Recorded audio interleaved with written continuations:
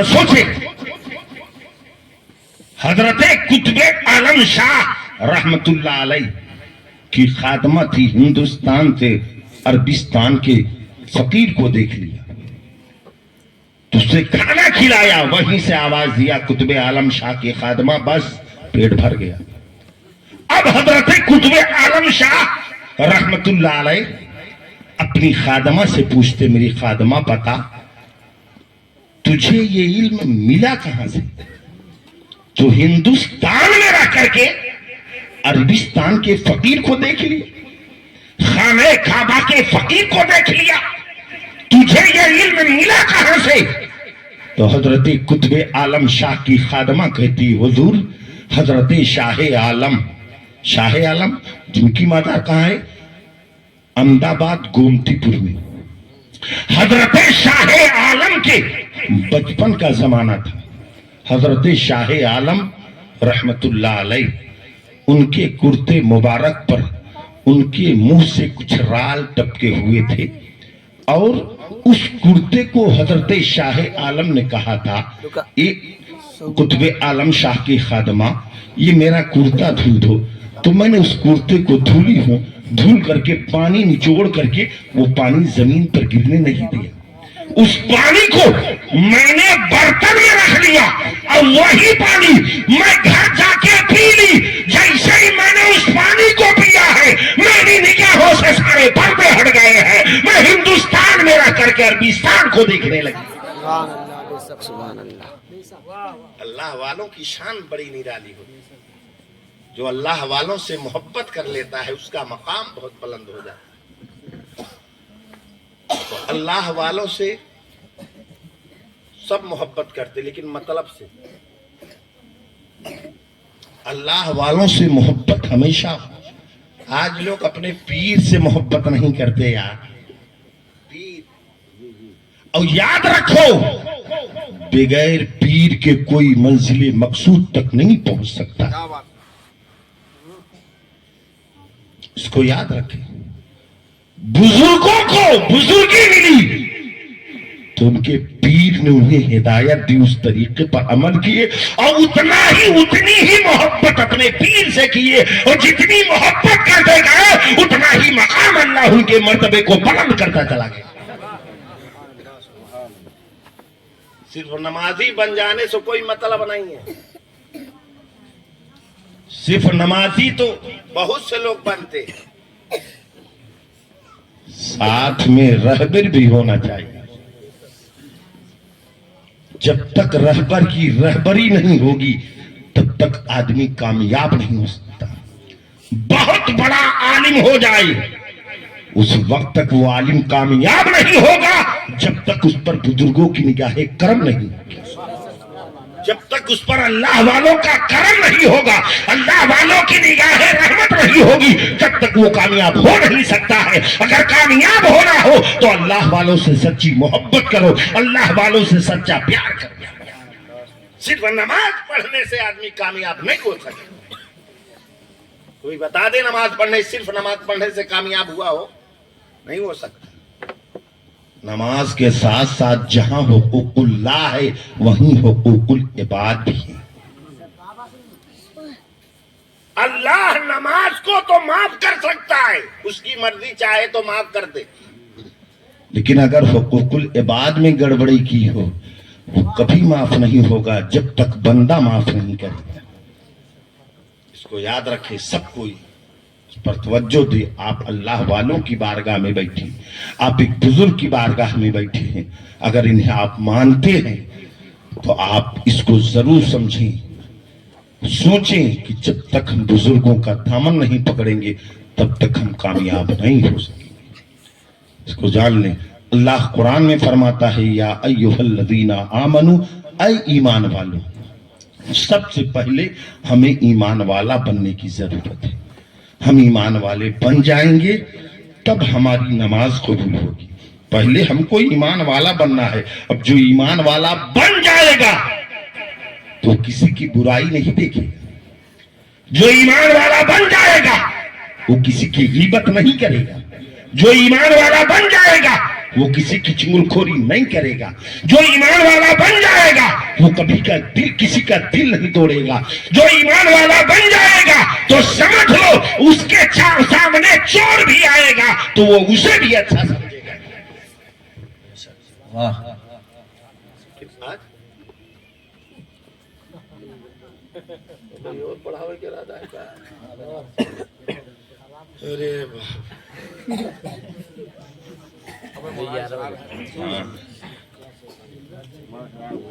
سوچے آپ ذرا سوچے اس پر غور کریں. آپ اسے اپنی زندگی میں اتاریں. ہم اپنی ماں بہنوں سے گزارش کریں گے کہ آپ بھی یہ دنیا بھر کا جھنجٹ چھوڑیں, آپ دین کے راستے پر چلیں. حضرت فاطمہ کی سیرت کو پڑھیں, حضرت فاطمہ کی زندگی کو پڑھیں, حضرت خدیجہ کی سیرت کو پڑھیں. آج اس فیشن میں مت رہو.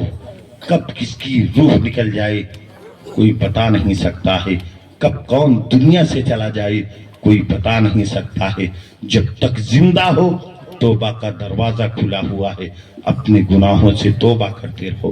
اللہ فرماتا ہے اگر میرا بندہ پہاڑ کے برابر بھی گناہ کر لیتا ہے, جس دن سچے دل سے توبہ کر لیتا ہے میں اسے سارے گناہوں کو معاف کر دیتا ہوں. اس کے سارے گناہوں کو معاف کر دیتا ہوں. یار جب اللہ اتنا بڑا کریم ہے, اتنا رحم کرنے والا ہے, تو بتاؤ تم کس کھیت کی مولی ہو؟ تم اپنے بھائی کی خطاؤں کو نہیں معاف کر سکتے. اللہ تمہاری غلطیوں کو, پوری دنیا کی خطاؤں کو معاف کر رہا ہے. آج انسان غلطی پہ غلطی کر رہا ہے پھر بھی اللہ اس کو کھانے کو دے رہا ہے. اگر آج ہمارے بھائی سے غلطی ہو جاتی ہے تو خاندان چھوڑ دیا جاتا ہے, رشتہ توڑ دیا جاتا ہے. کیا تم خدا سے بڑھ کے ہو گئے؟ ارے یار خدا جو ساری دنیا کو کھلا رہا ہے,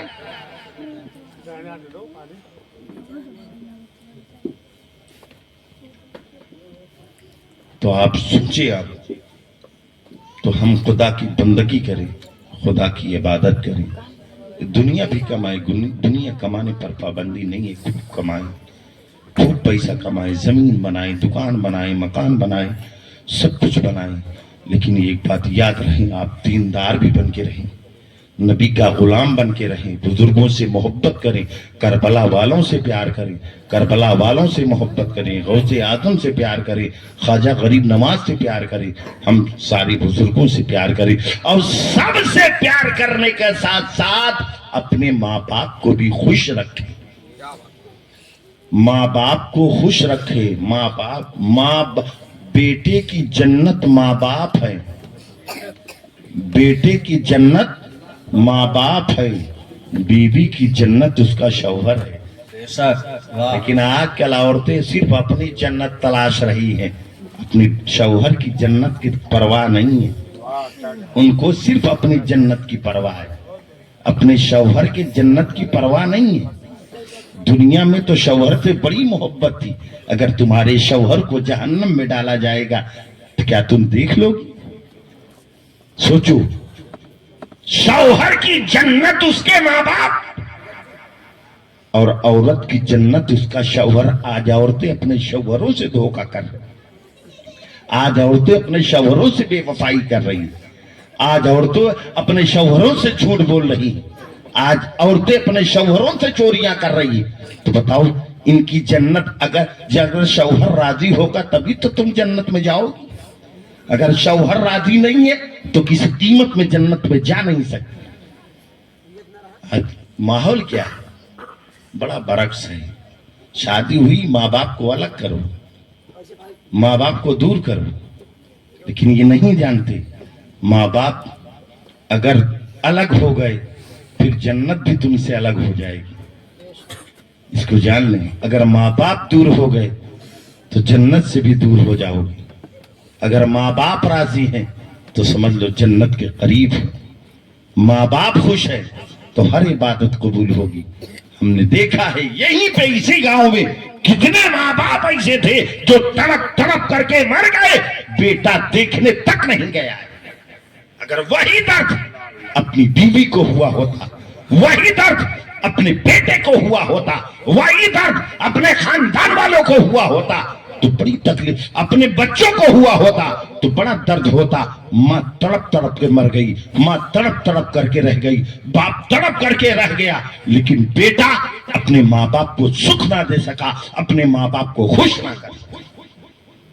سوچے آج وہ بھی کہتے ہیں، سمجھتے نہیں ہیں مولانا صاحب.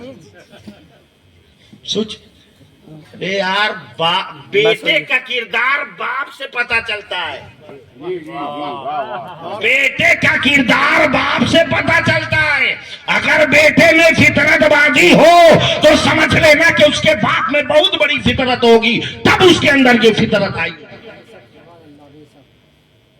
اگر باپ والی ہوگا تو بیٹے کے اندر کچھ نہ کچھ ولایت بزرگی ضرور ہوگی.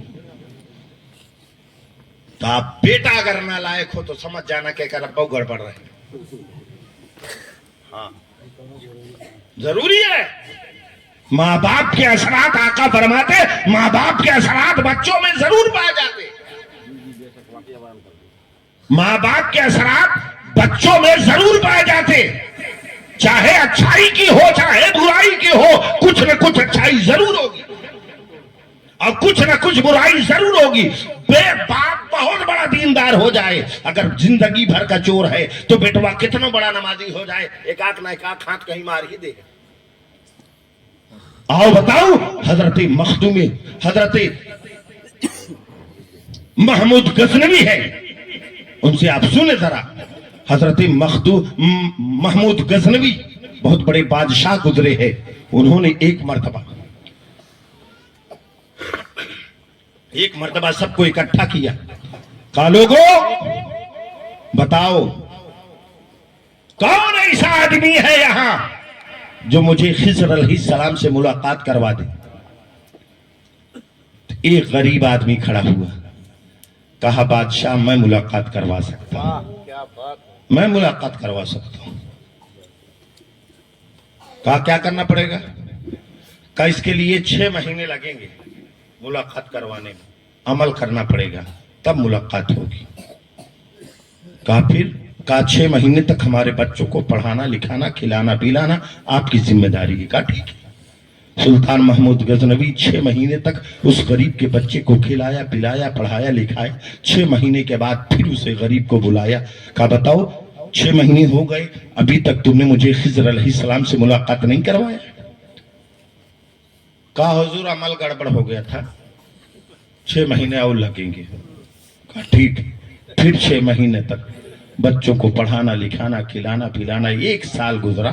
جب 1 سال گزرا ہے نا تو سلطان محمود غزنوی نے اس غریب آدمی کو بلایا، کہا ادھر آؤ.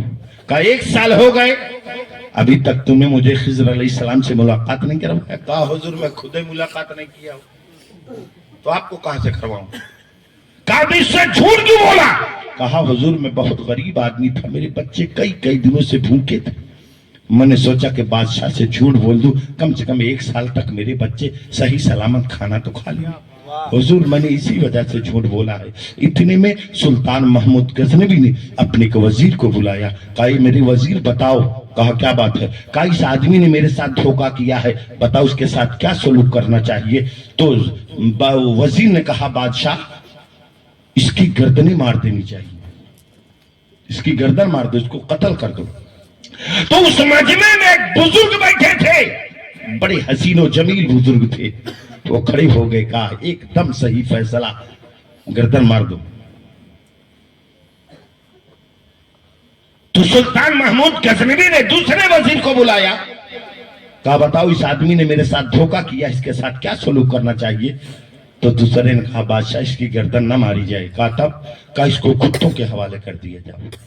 پھر وہ بزرگ جو پہلی بار کھڑے ہوئے تھے دوسری بار کھڑے ہوئے، ایک دم صحیح فیصلہ، کتوں کے حوالے کر دو. تیسرا وزیر آیاز، سلطان محمود غزنوی نے اپنے تیسرے وزیر آیاز کو بلایا، کہا آیاز. کہا کیا بات ہے حضور؟ کہا جو اس آدمی نے میرے ساتھ دھوکہ کیا ہے اسے کیا کرنا چاہیے. تو آیاز نے کہا بادشاہ اس کی غلطیوں کو معاف کر دینی چاہیے، معاف کر دینی چاہیے. پھر وہ بزرگ کھڑے ہو گئے، ایک دم صحیح فیصلہ، معاف کر دو. سلطان محمود غزنوی سوچ میں پڑ گئے یہ کیسا بزرگ ہے. جو پہلی مرتبہ کہا گردن مار دی جائے تو بھی انہوں نے کہا صحیح فیصلہ، دوسری مرتبہ کہا کتوں کے حوالے کر دیا جائے تو بھی انہوں نے کہا صحیح فیصلہ، تیسرے نے کہا معاف کر دیا جائے تو بھی انہوں نے کہا صحیح فیصلہ۔ بات کیا ہے؟ تو بزرگ کہتے سنو، جو پہلا وزیر جو آپ کا ہے نا، کہا ہاں، کہا اس کا باپ قصائی تھا، ہمیشہ گردنیں مارا کرتا تھا، اس وجہ سے اس کے ذہن میں گردن مارنے کی بات آئی۔ دوسرا وزیر جو تھا، اس کا باپ بادشاہ کے کتے نہلایا کرتا تھا، اس وجہ سے اس کے ذہن میں کتے کی بات آئی ہے۔ تیسرا وزیر ایاز جو ہے، ایاز یہ سید ہے، یہ آل رسول ہے، ان کے خاندان کا وصول ہے کہ مجرموں کو معاف کر دیا جائے۔ یا رسول اللہ زندہ آباد، زندہ آباد، اللہ اکبر، یا رسول اللہ۔ جب تیسری مرتبہ کہا معاف کر دیا جائے، یہ سید ہے، یہ آل رسول ہے، ان کے خاندان کا وصول ہے، اتنا کہنا تھا۔ اب سلطان محمود غزنوی کہتے ہیں ایاز تم سید ہو؟ ہاں حضور میں سید ہوں۔ کب تک تم نے مجھے بتایا نہیں، ہم تمہاری تعظیم نہ کر سکے، ہم تمہارا احترام نہ کر سکے۔ اب ایاز کیا کہتے ہیں، اے بادشاہ سنو، اگر اس بزرگ نے میرے پردے کو فاش کیا ہے تو میں بھی ان کا پردہ فاش کرنے چل رہا ہوں۔ کہا کیا؟ کہا آپ کو جس خضر علیہ السلام کی تلاش تھی، یہ بزرگ وہی خضر علیہ السلام ہے۔ سبحان اللہ، بے شک سبحان اللہ۔ پتہ کیا چلا کہ ماں باپ کے کچھ اثرات بچوں میں ضرور پائے جاتے ہیں۔ ماں باپ کو چاہیے کہ نیک بنے، دیندار بنے، پرہیزگار بنے، عبادت گزار بنے، نبی پر درود پڑھنے والا بنے، ذکر کرنے والا بنے، عبادت کرنے والا بنے۔ اگر ماں باپ اس طریقے سے رہے تو پھر یاد رکھنا، وہ بیٹا کبھی غلط نہیں ہوگا، وہ بیٹی کبھی غلط نہیں ہوگی، وہ خاندان کبھی دکھی ہو نہیں سکتا۔ بھائی میں سب سے گزارش کروں گا، آپ نیک بنیں، دیندار بنیں، پرہیزگار بنیں۔ ہم اپنی ماں بہنوں سے گزارش کروں گا، آپ اس کا ضرور خیال کریں۔ آپ سونے سے پہلے 100 مرتبہ اپنے آقا پر درود پڑھا کریں۔ ہر لڑکی، ہر عورت، ہر بوڑھی عورت جو بھی ہے، ہماری ماں بہنیں، سب کوئی بستر پہ پہنچنے سے پہلے آپ اپنے گناہوں سے توبہ کریں۔ اللہ میں نے دن بھر میں جو بھی گناہ کیا، اللہ تو میری خطاؤں کو معاف کرنا۔ اس کے بعد کلمہ پڑھا کریں، کلمہ پڑھ کر کے 100 مرتبہ اپنے آقا پر درود روزانہ پڑھا کریں۔ پھر یاد رکھنا، جب تمہارا معمول بن جائے گا درود پڑھنے کا تو پھر تمہیں رشتہ تلاشنے کی ضرورت نہیں پڑے گی۔ یہ نہیں ہوگا کہ لیا جا ہوا براتے میں جائیے کہ دیکھ لے میرے بیٹی کا رشتہ ہو جائے، یہ خیال نہ کرنا پڑے گا۔ تب تم گھر میں بیٹھو گی، درود پڑھو گی، اللہ تمہارا رشتہ تمہارے گھر بھیج دے گا، اور ایسا رشتہ بھیجے گا، ایسا رشتہ بھیجے گا کہ تمہاری دنیا بھی سنور جائے گی، آخرت بھی سنور جائے گی۔ اس طریقے سے اگر ہمارے گھر کی بہو بیٹیاں ہو جائے تو انہیں رشتہ تلاشنے کی ضرورت، کسی کو کہنے کی ضرورت نہیں ہوگی، اللہ خود بخود رشتہ بھیج دے گا گھر میں۔ آج ہم لوگ گاؤں گاؤں جا کے رشتہ تلاش ہیں، غلطی ہماری ہے میرے بھائی۔ ہم اگر دیندار بن جائیں، غلام رسول بن جائیں، اللہ ہماری مدد غیب سے فرما دے گا۔ لیکن ہمارے یہاں کا معمول کیا ہے، ہمارے یہاں کا اصول کیا ہے؟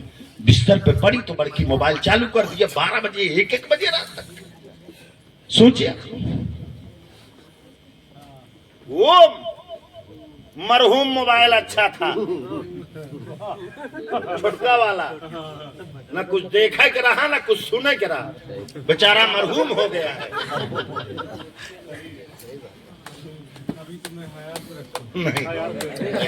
ہوں گے کہیں نا، وہ چھٹکا موبائل سب سے اچھا تھا، صحیح تھا۔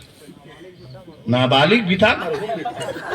اللہ تعالیٰ سارے مسلمانوں کو صراط مستقیم پر چلنے کی توفیق عطا فرمائے. اللہ تعالیٰ سارے مسلمانوں کو ہر بلا ہر مصیبت سے بچنے کی توفیق عطا فرمائے.